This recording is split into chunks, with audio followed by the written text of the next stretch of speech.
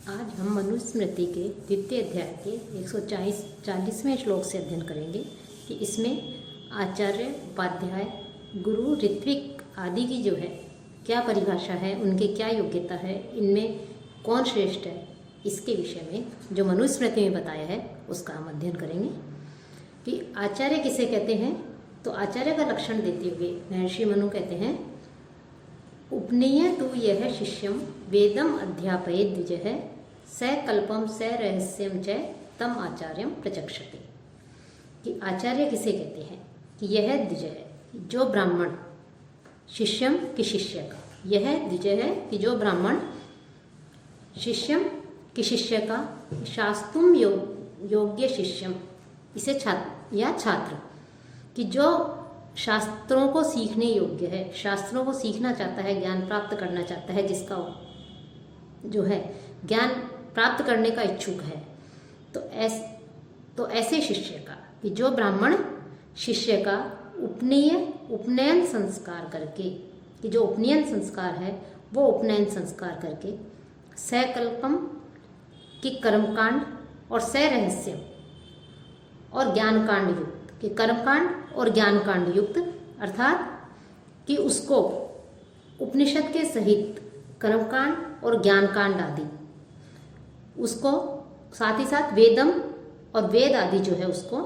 अध्यापयित, उसका अध्ययन कराता है, उसको पढ़ाए, तम आचार्यम प्रचक्षते, उसे आचार्य कहते हैं। कि जो ब्राह्मण शिष्य का उपनयन संस्कार संपादित करके उस शिष्य को कर्मकांड और उपनिषद विद्या के साथ में वेद का अध्ययन कराए तो उसे आचार्य कहते हैं, वह आचार्य कहलाता है। इसके अलावा जो आचारवान हो, आचरणशील हो, आचार की शिक्षा दे, वह भी जो है आचार्य ही कहलाता है। अब उपाध्याय किसे कहते हैं, उपाध्याय की परिभाषा बताते हुए कहते हैं, एक देशम तु वेदस्य वेदांगानि अपि वा पुनः यो अध्यापयति वृत्त्यर्थम उपाध्यायः स उच्यते। कि यह तू, कि जो ब्राह्मण वेदस्य एक देशम, कि वेद के एक अंश को अर्थात एक भाग को, वेदांगानी या वेदांगों को, जो वेदांग बताए गए हैं 6, शिक्षा, कल्प, व्याकरण, निरुक्त, छंद और ज्योतिष,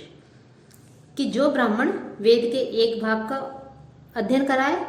या जो 6 वेदांग बताए गए हैं उन वेदांगों को वृत्त्यर्थम अध्यापयति, अपनी जीविका चलाने के लिए, अपनी जीविका के निमित्त यदि उनको अध्यापयति अध्ययन कराता है, शिष्य को पढ़ाता है, तो सह उपाध्याय है उच्यते, तो वह जो है उपाध्याय कहलाता है। कि जो ब्राह्मण वेद के मंत्र भाग अथवा ब्राह्मण भाग में से किसी एक भाग को तथा शिक्षा, निरुक्त, कल्प, व्याकरण, छंद, ज्योतिष आदि जो 6 वेदांग बताए गए हैं, इनका यदि शिष्य को अध्ययन कराता है और उनसे अपनी जीविकोपार्जन करता है, अपनी जीविका चलाता है, तो उसे जो है उपाध्याय कहते हैं। अर्थात जो धन लेकर के अध्यापन कराए उसे एक तरह से उपाध्याय कहा गया है। अब गुरु कौन होता है, कि वैसे तो आचार्य, गुरु और उपाध्याय सामान्य रूप से हम एक ही उसमें ले लेते हैं, लेकिन इन सब के लिए जो है शास्त्रों में जो है अलग अलग परिभाषाएं दी गई हैं। कि आचार्य अलग होता है, उपाध्याय अलग होता है, गुरु की अलग परिभाषा है, ऋत्विक की परिभाषा अलग है। तो गुरु कौन होता है, उसी क्रम में वो कह रहे हैं,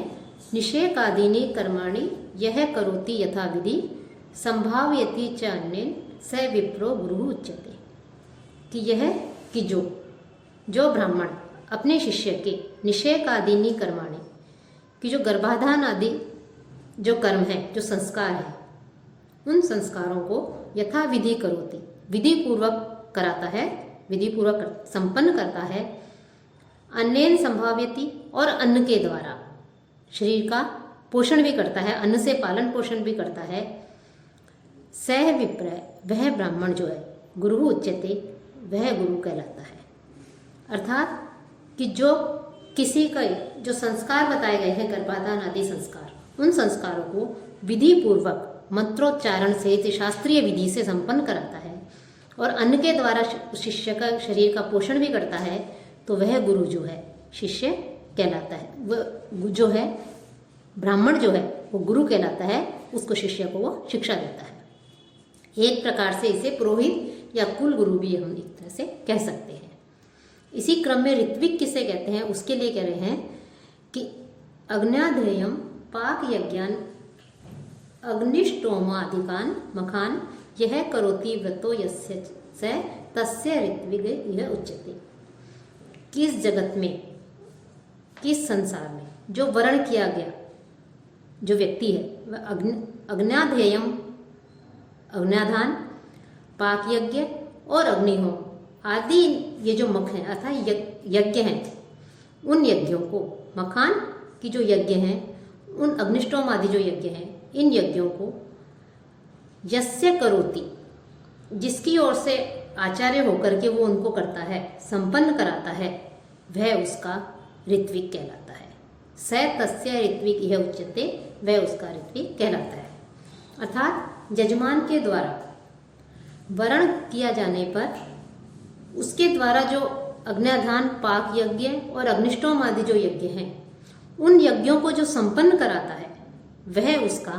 ऋत्विक कहलाता है, उसे ऋत्विक कहा गया है। अब जो आचार्य है उस आचार्य की गुरुता के विषय में कह रहे हैं कि जो दोनों कानों में सत्य स्वरूप वेद ज्ञान को भरता है वह माता और पिता के समान समझने योग्य होता है। इसलिए कभी भी उनसे, गुरु आदि से जो है कभी भी द्रोह द्वेष नहीं रखना चाहिए, उनसे द्रोह नहीं करना चाहिए। साथ ही इनमें जो उपाध्याय, आचार्य, गुरु बताए गए हैं, इन सबकी में कौन श्रेष्ठ है, इनकी गुरुता के विषय का निर्देश देते हुए महर्षि जो मनु है वो महर्षि मनु कहते हैं कि उपाध्यायान दशा आचार्य आचार्याणाम शतम पिता सहस्त्रम तु पितृन माता गौरव्यन इति उच्यते। कि उपाध्यायान दशा आचार्य है, कि जो उपाध्याय है, जो उपाध्याय है उस उपाध्याय से 10 आचार्य है। 10 बड़ेपन में उनमें से कौन श्रेष्ठ है, कौन बड़ा है, उसके लिए कह रहे हैं कि जो 10 उपाध्याय हैं उन उपाध्यायों के तुल्य जो गौरव है, वो गौरव या वो जो महत्व है वो महत्व एक आचार्य में होता है। अर्थात 10 उपाध्यायों के समान एक आचार्य माना गया है। कि उपाध्याय किसे कहा है? जीविका के निमित्त वेद के एक भाग और वेदांगों का अध्यापन कराने वाला। और आचार्य कि उपनयन पूर्वक शिष्य को यज्ञ विद्या और उपनिषद से वेदाध्ययन कराने वाला जो है वो आचार्य होता है। इनमें 10 उपाध्यायों के समान महत्व एक आचार्य में बताया गया है। और 100 आचार्यों के समान जो महत्व है, जो गौरव है, वो पिता में बताया है। और पिता से भी 1000 गुना अधिक गौरव वो माता में बताया गया है। कि इनमें जो है, जो माता है उसमें सबसे अधिक गौरव बताया गया है, वो सबसे अधिक सम्मान की पात्र है, उसका सबसे अधिक सम्मान किया जाना चाहिए। कि गौरव में, महत्ता में, महानता में 10 उपाध्यायों से एक आचार्य, 100 आचार्यों से एक पिता और 1000 पिताओं से एक माता सबसे अधिक सम्माननीय होती है। तो यहाँ पर हमें स्पष्ट रूप से निर्देश प्राप्त हुआ है कि जो माता है वो सबसे अधिक श्रेष्ठ बताई गई है। कि माता का स्थान जो है गुरु आदि से भी सबसे अधिक बढ़कर है, श्रेष्ठ है। साथ ही जो आचार्य है उस आचार्य की महत्ता के लिए कह रहे हैं कि आचार्यत्वस्य याम जाति विधिवत वेद पारगः उत्पादयति सावित्र्या सा सत्या सा अजरा अमरा। कि वेद को जानने वाला आचार्य जो होता है, जो विधि पूर्वक गायत्री से जन्म देता है, वही जाति जो है अजर अमर है, वही अजर अमर कहलाती है। कि बालक की जाति जो है वो तो एक तरह से कहते हैं जन्मना होती है। माता पिता परस्पर काम के वशीभूत होकर बालक को उत्पन्न करते हैं, जन्म देते हैं, तो उसे उसी जाति से समझना चाहिए। लेकिन वेद को जानने वाला आचार्य जो मंत्रोपदेश देता है बालक को जो वेदों की शिक्षा देता है, ज्ञान देता है, उसको शिक्षा देता है, तो बालक को जो जन्म देता है वास्तव में जन्म और मरण से रहित वही सच्चा जन्म कहलाता है। वही जन्म जो है सबसे अधिक श्रेष्ठ है। माता पिता ने तो जन्म दे दिया, लेकिन उसको योग्य बनाना, इस समाज में, राष्ट्र में रहने के योग्य, परिवार में रहने के योग्य बनाना, शिक्षा देना, वेदों की ज्ञान देना, मंत्रोपदेश देना, वही जो आचार्य देता है ये सब शिक्षा,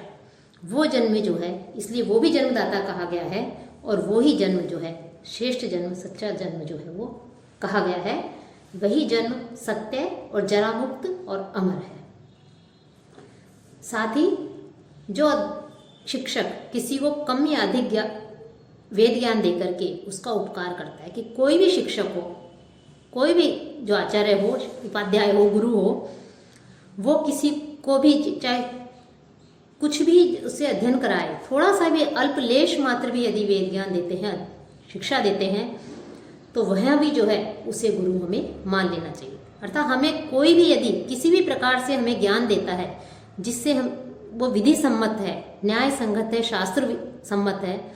तो वो ज्ञान जो है क्योंकि उससे हमने उनसे प्राप्त किया है, तो वो भी जो है गुरु हमारे गुरु हैं। तो गुरु के समान ही जो है हमें भी उसका आदर सत्कार करना चाहिए, हमें उनका सम्मान करना चाहिए। और साथ ही कह रहे हैं कि जो ब्राह्मण है वो ब्राह्मण चाहे बालक ही क्यों न हो, लेकिन यदि उसने वेदों को पढ़ा है, वेदों को का ज्ञाता है, विद्वान है, तो वह भी जो है वृद्ध व्यक्ति का भी, जो कि अज्ञानी है, ऐसे अज्ञानी वृद्ध व्यक्ति का भी जो है एक तरह से वो पिता होता है। अर्थात वेदाधिकार जो रूप द्विजत्व है उसकी प्राप्ति के लिए उपनयन करने वाला यथा अपने वर्ण के अनुरूप धर्म की शिक्षा देने वाला अवस्था में छोटा है ब्राह्मण, लेकिन फिर भी जो क्षत्रिय, वैश्य, शूद्र आदि जो हैं उन वृद्धों के लिए वो पिता के समान ही बताया गया है, क्योंकि वो जो है शास्त्रों का ज्ञाता है। कि यहाँ आयु का महत्व नहीं है कि भले ही कम आयु वाला हो, लेकिन यदि वो ज्ञानवान है तो उसे जो है पिता के समान बताया है कि वो जो है गुरु है उनका, और वो सबसे अधिक श्रेष्ठ है क्योंकि वो ज्ञानवान है। कि यहाँ पर बृहस्पति जो है उनका दृष्टांत देते हुए, उनका उदाहरण देते हुए महर्षि मनु कहते हैं कि अध्याप्या मास पितृन शिशु अंगिरस है कवि ही पुत्र का इति होवाच ज्ञानेन परिगृह्य ता। कि जो अंगिरस बृहस्पति हैं, अंगिरस है कि अंगिरा के जो हैं उन्होंने विद्वता प्राप्त करके बाल्यावस्था में ही अपने उनके जो पिता के भाई आदि थे, चाचा आदि थे, उनको जब वो अध्यापन करा रहे थे, पढ़ा रहे थे, उस समय हे पुत्रो ऐसा कह करके उन्होंने उनको संबोधन किया था। कि अंगिरा के मनीषी शिशु जो पुत्र थे वो शिशु थे, छोटे थे, लेकिन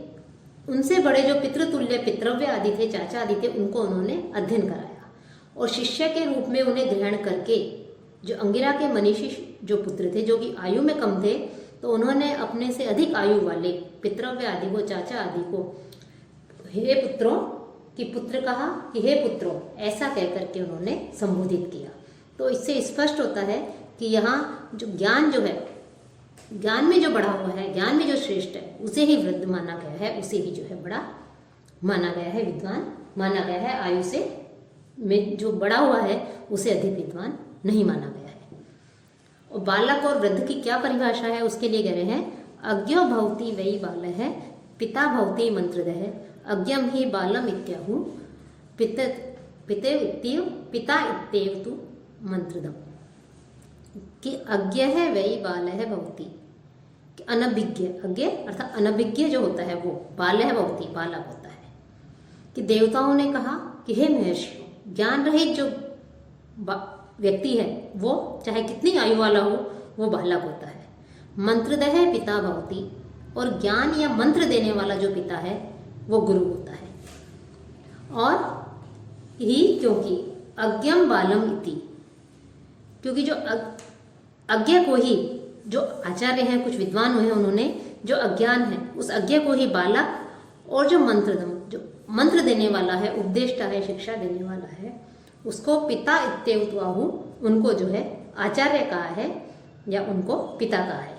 कि ज्ञान रहित मूर्ख व्यक्ति जो है वो बालक ही होता है, चाहे वो कितनी आयु वाला हो, लेकिन उपनयन पूर्वक सावित्री मंत्र प्रदान करने वाला, ज्ञान देने वाला, शिक्षा देने वाला व्यक्ति जो है वो पिता के समान पूजनीय होता है। चाहे उसकी आयु अधिक ही हो, चाहे वो कम आयु वाला हो, लेकिन फिर भी जो है वो पूजनीय होता है क्योंकि वो ज्ञान देने वाला है। जो ज्ञान रहित व्यक्ति को शिशु, शास्त्रकार जो हुए हैं, धर्मशास्त्रकार हुए हैं, जो विद्वान हुए, उन्होंने ज्ञान रहित व्यक्ति को तो शिशु और सावित्री मंत्र तथा ज्ञान देने वाले को हमेशा ही बड़ा बताया गया है, मंत्रदा को पिता या आचार्य जो है वो बड़ा कहा गया है। साथ ही इसी में जो गुरुत्व की जो क्या परिभाषा है उसके लिए कह रहे हैं, न हायने न पलिते न वित्ते न बंधुभिः ऋषिः चक्रिरे धर्मम यो अनुचान है स नो महान। कि हायने है न, कि न तो अधिक अवस्था से, कोई भी व्यक्ति अधिक अवस्था से, न तो बहुत अधिक अवस्था से, और पलिते ही न श्वेत बालों से, वित्ते न धन आदि से कि बहुत अधिक धन हो उस धन से भी, बंधु भी न, और न ही सब अधिक सगे संबंधियों से, अधिक भाई बंधुओं से, सगे संबंधियों के कारण जो है वो महान, स नो महान, वह व्यक्ति जो है वो महान नहीं होता है, न भाई बंधुओं से कोई बड़ा होता है। कि जो ऋषि हैं उन ऋषियों ने धर्मम चक्रिरे, उन्होंने धर्म किया है, कि ऋषियों ने यह निर्धारित किया है, नियम बनाया है, उन्होंने नियम निर्धारित किया है इस विषय में। कि क्या नियम निर्धारित किया है? कि यह अनुचार है, कि वही जो महान किसे बताया है, कि जो 6 अंगों सहित, 6 अंगों सहित वेदों का ज्ञाता है, वही जो है महान है, वही बड़ा है, वही महान है। कि कोई भी व्यक्ति अवस्था में अधिक होने से महान नहीं होता, श्वेत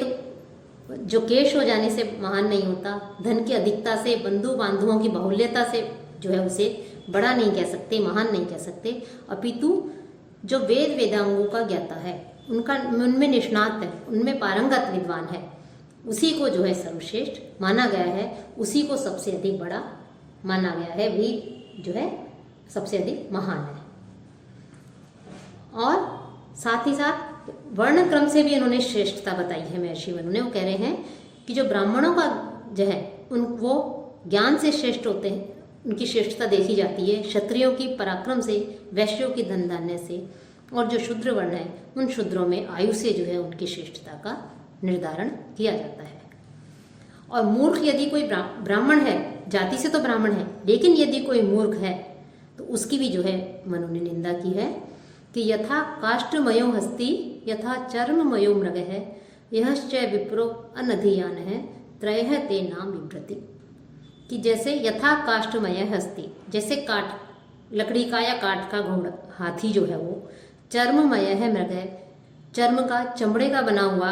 हिरण, और बिना पढ़ा हुआ अनधियान है विप्र,